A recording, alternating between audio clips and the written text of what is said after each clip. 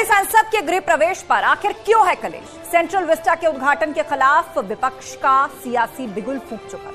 28 मई को पीएम मोदी नई संसद का उद्घाटन करेंगे। ऐसे में नई संसद के बहाने विपक्ष ने प्रधानमंत्री मोदी पर निशाना साधा है। विपक्ष ने पीएम मोदी के जरिए नई संसद भवन के उद्घाटन पर सवाल उठा दिए हैं।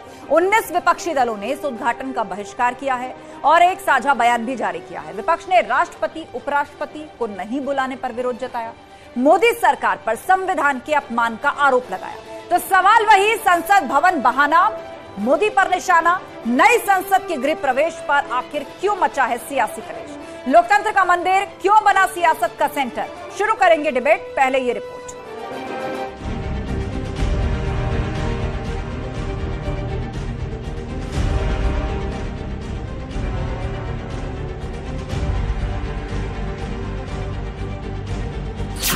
नई संसद के गृह प्रवेश पर क्यों कलेश?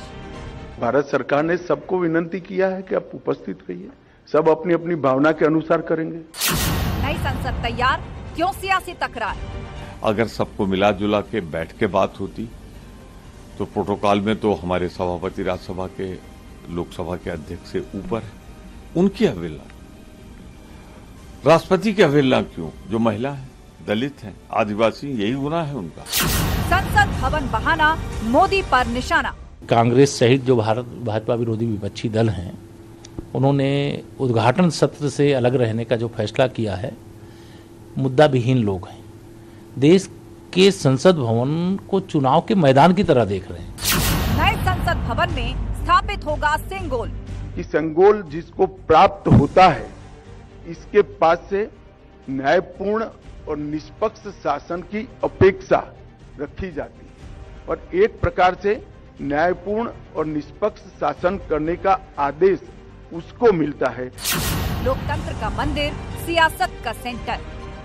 14 से 23 का जो पूरा पीरियड है गवाह है कि प्रधानमंत्री जी ने, भारतीय जनता पार्टी ने विपक्ष के साथ सौतेला, द्वेषपूर्ण, नफरत की भावना से एक सब पे भारी, ये भारत की भाषा नहीं है। तो इनको इस बात का एहसास है कि 2024 में ये शून्यवर्ती सन्नाटा होने वाले हैं, इसलिए अभी से तैयारी कर लो कि संसद के अंदर तो जाना नहीं, संसद के बाहर ही बैठो।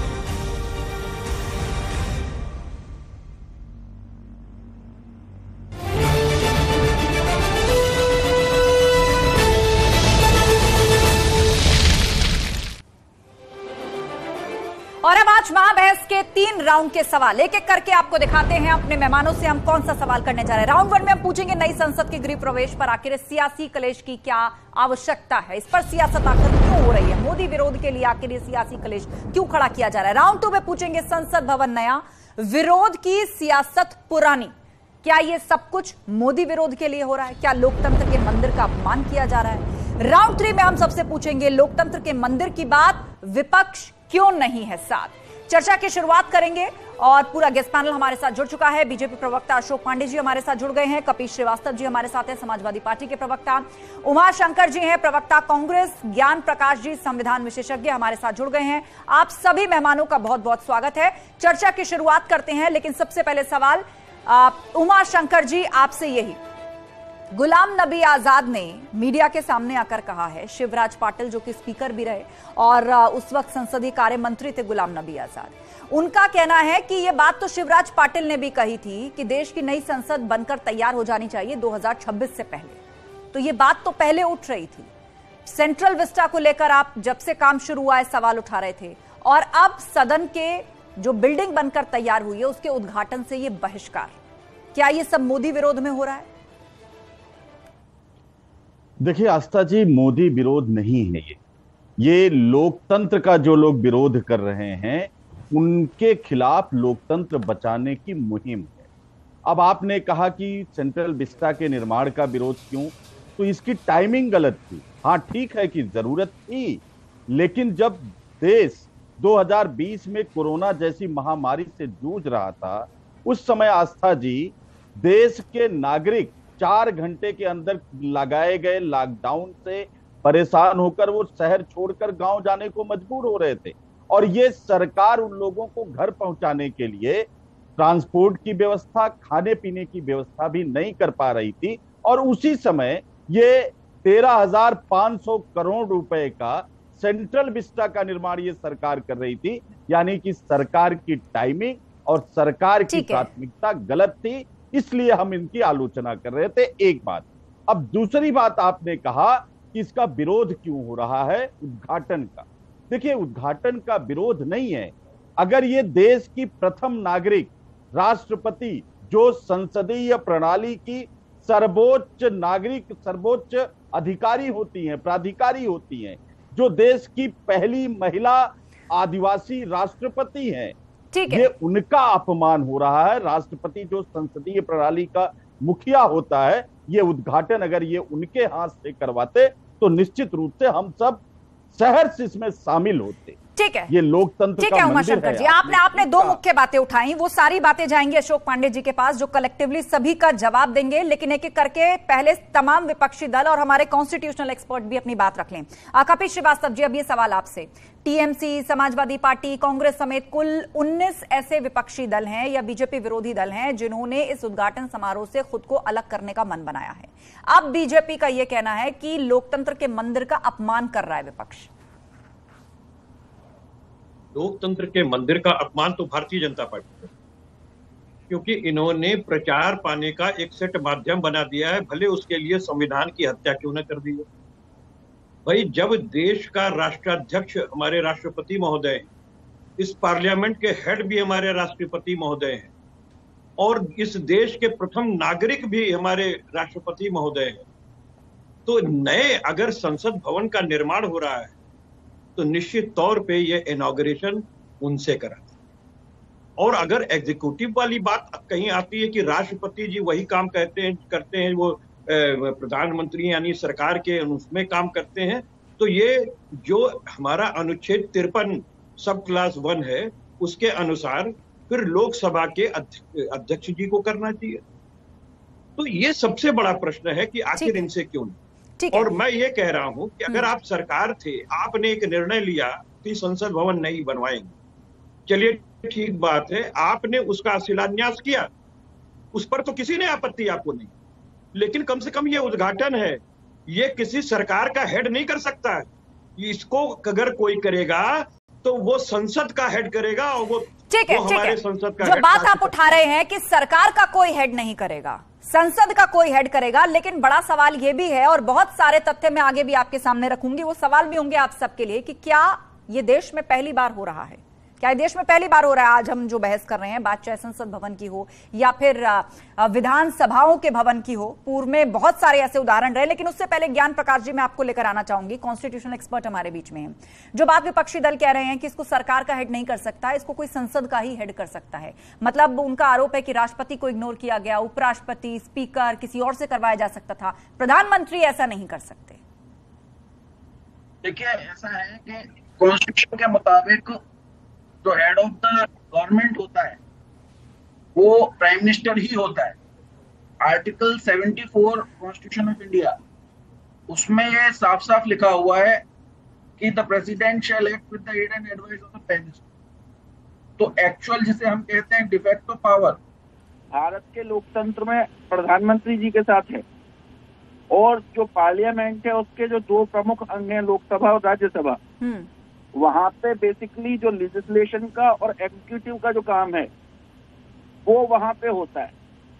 तो हेड ऑफ द लेजिस्लेचर भी क्या कहते हैं संसद को माना गया है, जिसका क्या कहते हैं एग्जीक्यूटिव हाथ जो है उसमें कैबिनेट का और प्राइम मिनिस्टर का होता है।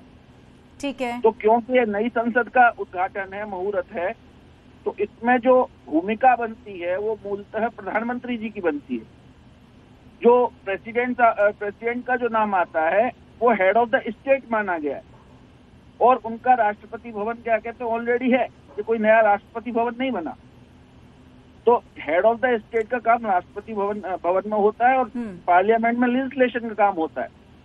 तो लेजिस्लेटिव जो विंग है उसके लिए भी विपक्षी दल ये कह रहे हैं, तो फिर सभापति से क्यों नहीं करवाया गया? बिल्कुल गलत ये विश्लेषण कर रहे हैं। कपिल जी, मैंने सवाल पूछा, वही सवाल पूछा जो आप कह रहे थे, मैंने वही सवाल पूछा। ठीक है, बोलिए। कोई लेजिस्लेशन जो है जब तक राष्ट्रपति हस्ताक्षर नहीं करता है तब तक संपूर्ण नहीं होता, और इसलिए वो हेड है, उसके पास ये भी पावर तक होती है कि वो प्रधानमंत्री नहीं कैबिनेट के बनाए हुए जो कि सबके सारे सांसदों के मत अनुमत से पारित होता है। ठीक है कपिल जी, उनको जवाब देने दीजिए, जवाब देने दीजिए। हाँ, ये सवाल मैंने भी पूछ लिया, ये सवाल मैंने भी पूछा, उनको जवाब देने दीजिए, बोलिए। गैर संवैधानिक बातें ठीक है कपिल जी, उनको बात पूरी रखने दीजिए। आपको मौका मिलेगा, आपने काउंटर किया उस चीज को, अब जवाब सुन लीजिए उनका, अब जवाब सुन लीजिए ज्ञान प्रकाश जी का। बोले ज्ञान प्रकाश जी।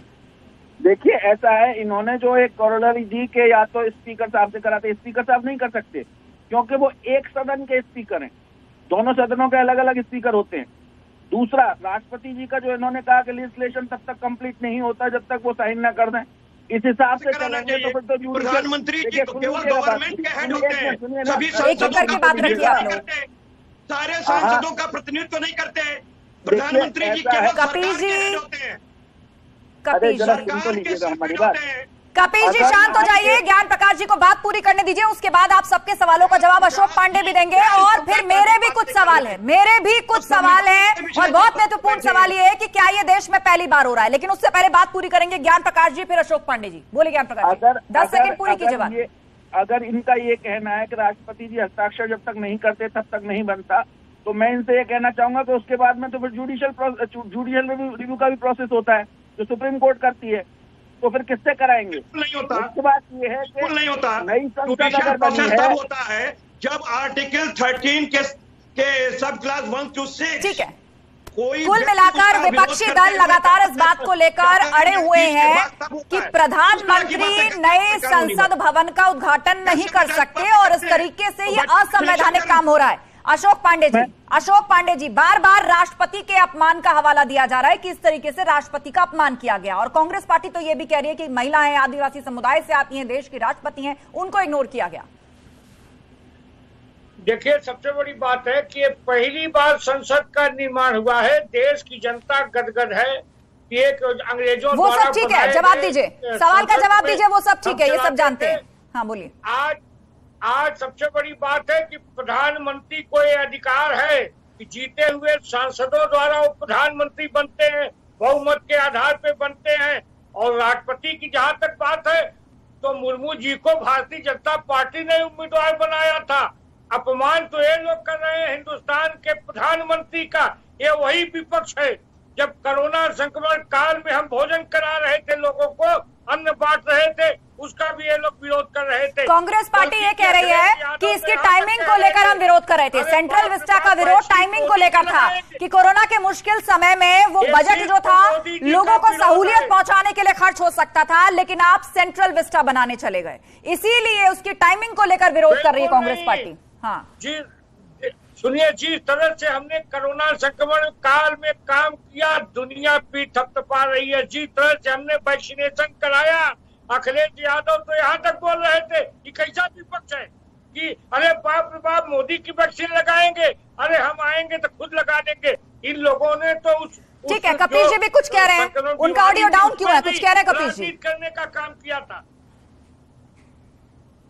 ये लोग, संक्रमण काल में भी राजनीति। मैं सिर्फ एक बात कह रहा हूँ, लोगों को अरे पांडे जी सुनिए, पांडे जी सुनिए, किसी लाइब्रेरी के उद्घाटन से अशोक जी आम की काउंटर में कुछ कहना चाह रहे हैं कपिल जी। इमली से नहीं की जाती। मैं कह रहा हूँ आस्था जी, कोई आम की तुलना आम से की जाती है, इमली से नहीं की जाती। और अगर किसी संसद के किसी लाइब्रेरी का उद्घाटन किसी व्यक्ति के द्वारा किया जाए, अब यार आप सुन तो लो पांडे जी, फिर जवाब दे लेना आप। मैं ये कह रहा हूं कि किसी संसद के लाइब्रेरी का उद्घाटन करना, किसी विधानसभा का उद्घाटन करना। चलिए, लगता है ऑडियो चला गया, कोई टेक्निकल प्रॉब्लम है। जैसे ही वापस आते हैं, कनेक्ट होते हैं कपिल जी, एक बार फिर से उनकी बात पूरी सुनेंगे। लेकिन सवाल बार बार यही पूछा जा रहा है कि आखिर राष्ट्रपति को क्यों नहीं आमंत्रित किया गया, उपराष्ट्रपति को क्यों नहीं आमंत्रित किया गया, प्रधानमंत्री ऐसा कैसे कर सकते हैं। तो मेरा सवाल अब ये है उमा शंकर जी आपसे भी, और कपिल जी आप तक आवाज पहुंच रही है तो आपसे भी, क्या देश में पहली बार हो रहा है संसद भवन के जो बिल्डिंग है उसके उद्घाटन के लिए आपके हिसाब से अगर राष्ट्रपति को आना चाहिए, तो क्या स्टेट में यह काम राज्यपाल को नहीं करना चाहिए? मेरे पास एक तस्वीर है और उम्मीद है आप लोगों ने भी देखी होगी। यह तस्वीर है मणिपुर लेजिस्लेटिव असेंबली, मतलब मणिपुर में जब विधानसभा भवन का निर्माण किया गया था, इनॉग्रेटेड बाय, साफ लिखा है doctor Manmohan Singh, prime minister of India, उस वक्त प्राइम मिनिस्टर थे देश के, श्रीमती सोनिया गांधी, चेयरपर्सन यूपीए, राज्यपाल का नाम तक शिलापट से नदारद है। और तारीख है 3 दिसंबर 2011। उसके अलावा छत्तीसगढ़ में नवीन विधानसभा भवन, छत्तीसगढ़ मतलब छत्तीसगढ़ का भी जब असेंबली बनकर के तैयार हुई थी तो उसका उद्घाटन, भूमि पूजन सोनिया गांधी जी, श्री राहुल गांधी जी, सांसद दोनों के आगे लिखा गया है। नीचे मुख्यमंत्री का भी नाम है, विधानसभा स्पीकर का भी नाम है और इसके अलावा नेता प्रतिपक्ष का भी नाम है, लेकिन नाम नहीं है तो वो राज्यपाल का। वो आमंत्रित भी नहीं थे, उनका ना शिलापट पे नाम है ना ही इनॉग्रेशन में शामिल थे। उमाशंकर जी, देश में पहली बार हो रहा है। अगर कहीं ऐसा हुआ है तो निश्चित रूप से उस समय जो विपक्ष में थे उनको अपनी जिम्मेदारी निभानी चाहिए थी। अच्छा, आपने जिम्मेदारी निभाई, नाम लिखा हुआ है यहाँ पर doctor Manmohan Singh, prime minister of India.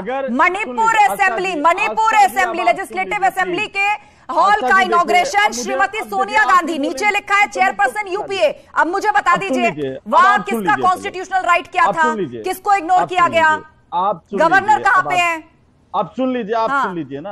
वहां आप कह रहे हैं कि विपक्ष को भूमिका निभानी चाहिए थी ना। कैसे इतना आप चिल्लाएंगे तो कैसे बात बनेगा? आस्था जी, आपका प्रश्न आ गया, अब मुझे बोलने का मौका दीजिए। सोनिया गांधी जी सांसद भी थी और साथ ही साथ 2004 से लेकर 2014 तक नेशनल एडवाइजरी काउंसिल की मणिपुर से सांसद, यूपीए। सुन लीजिए, मणिपुर से सांसद थी, आप सुन लीजिए, दलील आपने पेश की, मैं चाहूंगी उसको आप और अच्छे से समझाइए जरा। अरे सुन लीजिए, नेशनल एडवाइजरी काउंसिल जो है वो संवैधानिक संस्थान था जिसमें तमाम लोग थे और पूरे चेयरपर्सन होने के नाते नेशनल एडवाइजरी काउंसिल की वो चेयरपर्सन थी, जो एक संवैधानिक कॉन्स्टिट्यूशनल पोस्ट था। उसके तहत वो वहां पर उपस्थित थी, लेकिन उसका उद्घाटन जो लोग किया आपने शिलापट पे पढ़ा। इसके बावजूद अगर गवर्नर को वहां इनवाइट नहीं किया गया था तो भारतीय जनता पार्टी अगर विपक्ष में थी तो इनको निश्चित रूप से आज की तरह जैसे हम लोग आवाज उठा रहे हैं,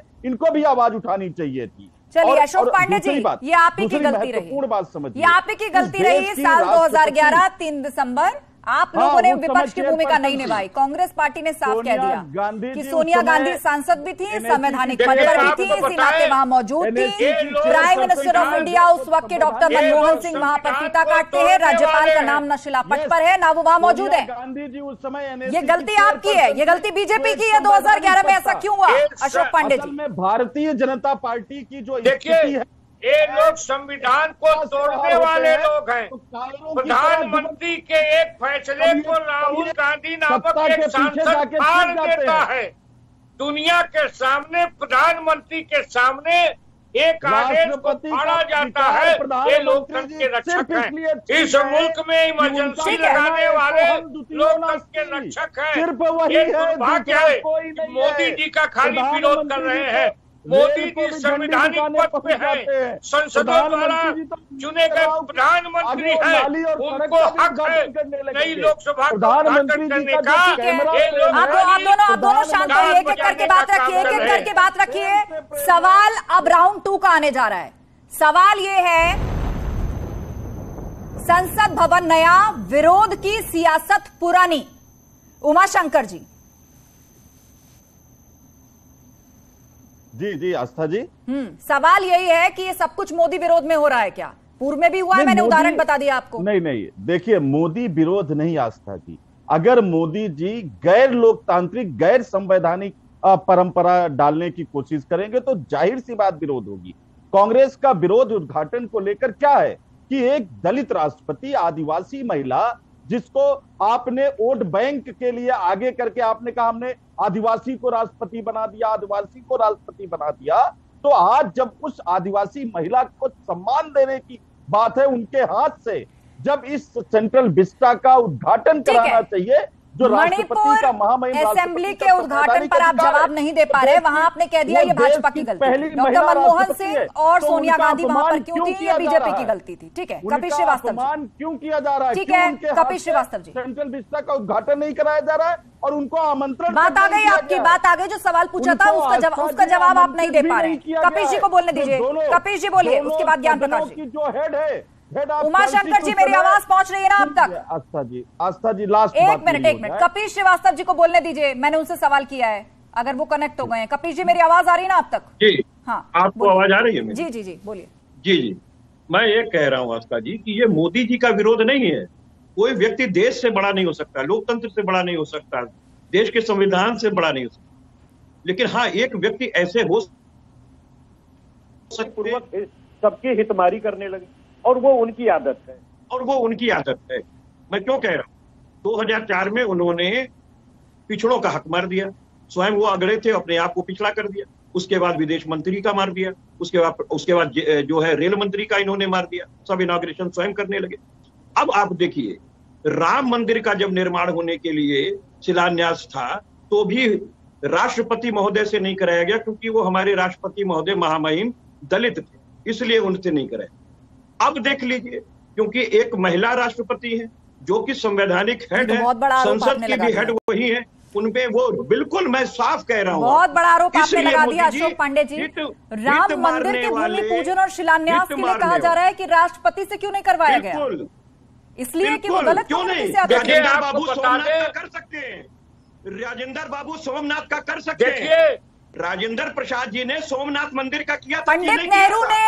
पंडित नेहरू ने कितनी डांट फैलाई थी उसके बाद डॉक्टर राजेंद्र प्रसाद को, उससे कोई मतलब नहीं है। कपिल श्रीवास्तव जिनको जानते हैं उनकी आपकी बात कर रहे हैं, जिन्होंने किसी ने ऐसी बातें मत करिए, इस तरीके के अनर्गल आरोप देश के प्रथम प्रधानमंत्री, अनर्गल आरोप नहीं है तो फैक्ट है, सब जानते हैं सोमनाथ मंदिर के जीर्णोद्धार के वक्त क्या हुआ था। मंदिर का क्यों नहीं, रामनाथ कोविंद साहब ने क्यों नहीं करवाया? आरोप मत लगाइए आस्था जी, ये आरोप नहीं है, ये फैक्ट है। नहीं, बिल्कुल गलत है, ये फैक्ट है, सत्यापित करिए आप इसको। नहीं, कहां से आप ये बातें कर रहे हैं? मैं तो आस्था जी इस तरीके के व्हाट्सएप यूनिवर्सिटी के आरोप मत लगाइए। ये व्हाट्सएप यूनिवर्सिटी नहीं है, आप बड़े चैनल की एंकर है, व्हाट्सएप ये व्हाट्सएप यूनिवर्सिटी नहीं है, जवाब से भागिए मत, ये फैक्ट है और ये बात मैंने नहीं रखी है, ये बात कपिल श्रीवास्तव ने रखी है। मैं कहती हूँ उससे पहले कपिल श्रीवास्तव ने इस बात को कहा है। आदरणीय आस्था जी, मैं बहुत स्पष्ट रूप से आपसे कह रहा हूँ कि बाबू राजेंद्र प्रसाद ने ही जो है वो सोमनाथ मंदिर का किया था। उसके बाद क्या हुआ, हमारी तो पैदाइश भी उस समय नहीं थी। मैं तो बहुत सीधी बात आपको कह रहा हूं कि बाबू राजेंद्र प्रसाद ने किया था, ये तो एकदम ट्रुथ है ना, इसको तो नहीं इनकार किया जा सकता। लेकिन रामनाथ कोविंद साहब आखिर राम मंदिर का क्यों नहीं थी? तो ये नहीं, हम नहीं जानते, हमने कभी इतिहास में पढ़ा भी नहीं, किसी पुस्तक में भी नहीं पढ़ा, जबकि हम मेडिवल हिस्ट्री के साक्षर दे रहे हैं। तो मैं तो बहुत साफ एक बात कह रहा हूं आपसे, और बहुत ही कर निवेदन के साथ, कि मोदी जी हित मारते हैं और हितबद्धता जो है वो उनके साथ हमेशा सबकी अपने साथ कर लेते हैं, और इसीलिए वो प्रचार पाने के माध्यम के लिए इसका उपयोग कर रहे हैं, जो अनुचित है, नहीं करना चाहिए। ठीक है, कॉन्स्टिट्यूशनल एक्सपर्ट ज्ञान प्रकाश जी हमारे बीच में हैं। ज्ञान प्रकाश जी, मैंने एक उदाहरण दिया था मणिपुर असेंबली का, जब वहां का विधानसभा भवन बनकर के तैयार हुआ था तो उसका इनॉग्रेशन उस वक्त के prime minister doctor Manmohan Singh और यूपीए चेयरपर्सन सोनिया गांधी जी ने किया था। क्या वो संवैधानिक है? वहां राज्यपाल को नहीं होना चाहिए? बिल्कुल संवैधानिक है। अगर यहाँ राष्ट्रपति ही उद्घाटन कर सकती हैं तो क्या वहां पर राज्यपाल नहीं होने चाहिए थे? देखिए, ये बहुत स्पष्ट है संविधान में कि भारत में एक जो है प्रेसिडेंशियल फॉर्म ऑफ गवर्नमेंट नहीं है, ये prime ministerial form of government है। ये ब्रिटिश पैटर्न पे है यहाँ का, और इसीलिए एग्जीक्यूटिव का हेड जो माना जाता है वो प्राइम मिनिस्टर को माना जाता है।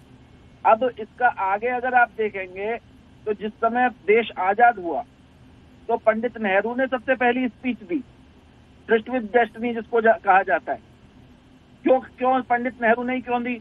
लॉर्ड माउंटबेटन से क्यों नहीं दिलवा दी? क्योंकि वो भी तो क्या कहते हैं उस समय वाइसरॉय थे। तो कहने का अर्थ ये है कि उसमें जो है पंडित नेहरू ने इसलिए दी क्योंकि government prime minister form of government है। तो prime minister form of government में हमेशा जो है जो अधिकार है वो प्राइम मिनिस्टर के साथ रहता है, डिफैक्टो पावर प्राइम मिनिस्टर के साथ रहती है। और क्योंकि ये संसद भवन है, ये 79 का वो आर्टिकल 79 का ये जो है वो दे रहे हैं।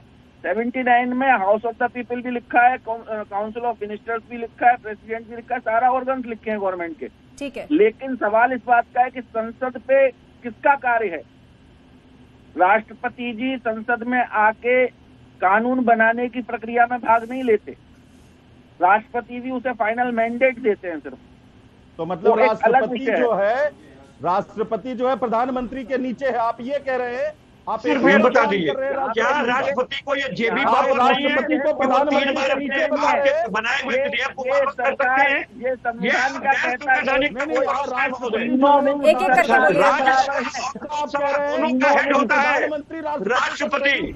राष्ट्रपति दोनों का संयुक्त बराबर है, किसी की ज्यादा किसी की कम पावर नहीं है। राष्ट्रपति एक एक करके बोलिए आप। ठीक है, अशोक पांडे जी, अशोक पांडे जी की जानकारी नहीं है। देखिए, सबसे बड़ी बात है संविधान के जानकार नहीं है, ये पॉलिटिक्स के एक एक करके बोलिए। अशोक पांडे जी जवाब दे रहे हैं। ठीक है, ज्ञान प्रकाश जी आपकी बात आ गई, अशोक पांडे जी की बात सुन लेते हैं।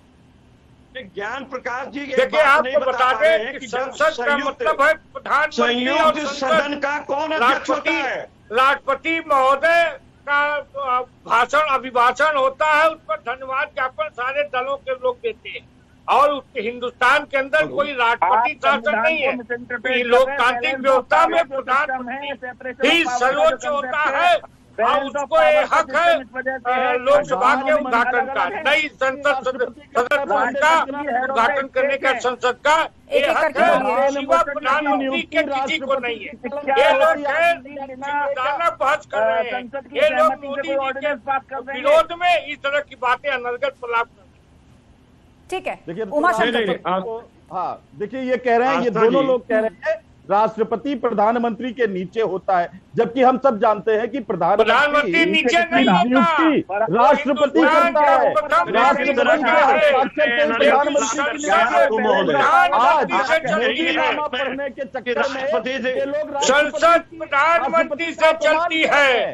सिर्फ वो आदिवासी महिला है, ठीक है, सिर्फ वो आदिवासी और प्रधानमंत्री सोनिया का पैर सोनिया बड़ी थी क्या पीएम से?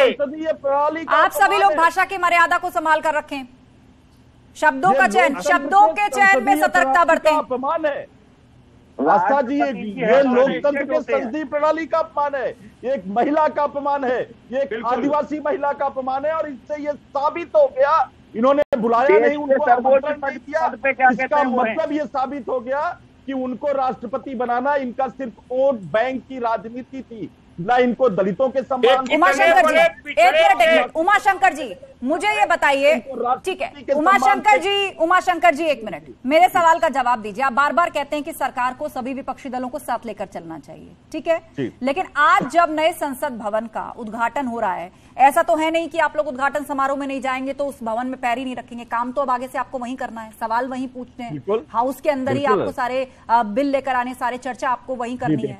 तो लोग कह रहे हैं कि उद्घाटन समारोह आप सिर्फ मोदी विरोध में कर रहे हैं। अगर ज्यादा ही विरोध है या उस संसद भवन के आप इतने ही खिलाफ हैं तो फिर सदस्यता से इस्तीफा दे दीजिए। नहीं आस्था जी, आप समझिए, अगर सरकार कोई बिल लाती है लोकसभा में और विपक्ष उससे सहमत नहीं होता है तो विपक्ष बहिर्गमन भी करता है, बाइकाट भी करता है। इसका यह मतलब थोड़ी है कि वो दोबारा संसद में नहीं जाएगा। हमारा सिर्फ मोदी जी के विरोध के लिए विरोध कर रहे हैं विपक्षी दलों के लोग। एक राष्ट्रपति मोदी जी के विरोध में एक महिला का अपमान हो रहा है, एक आदिवासी महिला का कितना सम्मान समाजवादी पार्टी के लोग करते हैं, मायावती जी से पूछिएगा। अपमान को चलिए, तो लगातार कांग्रेस जो है वो राष्ट्रपति के अपमान की बात कह रही है और उसका ये कहना है कि आदिवासी समुदाय से आई हुई भारत की राष्ट्रपति द्रौपदी मुर्मू से ये पूरा इनॉग्रेशन ना करवा करके जानबूझ के बीजेपी ने उनका अपमान किया है। तो दूसरी तरफ बीजेपी का साफ कहना है कि ये सब कुछ मोदी विरोध में हो रहा है। मोदी विरोध के लिए देश की नई संसद, गुलामी के चिन्हों से आजाद होने का सबसे बड़ा प्रतीक और लोकतंत्र के मंदिर का अपमान विपक्षी पार्टियों द्वारा किया जा रहा है। और इस बीच खबर यह भी है कि जिस दिन नए संसद भवन का इनॉग्रेशन होगा, प्रधानमंत्री मोदी इसको तैयार करने वाले, इसको बनाने वाले 60,000 श्रमजीवियों यानी श्रमिकों का स्वागत भी करेंगे, उनके साथ संवाद भी करेंगे और उनका सम्मान भी करेंगे। लेकिन 2024 के आम चुनाव से पहले नए संसद भवन का यह उद्घाटन समारोह एक अपनी ही तरह की सियासत को जन्म दे रहा है। महाभैस में फिलहाल इतना ही। खबरों का सिलसिला जारी है, आप जुड़े रहिए हमारे साथ।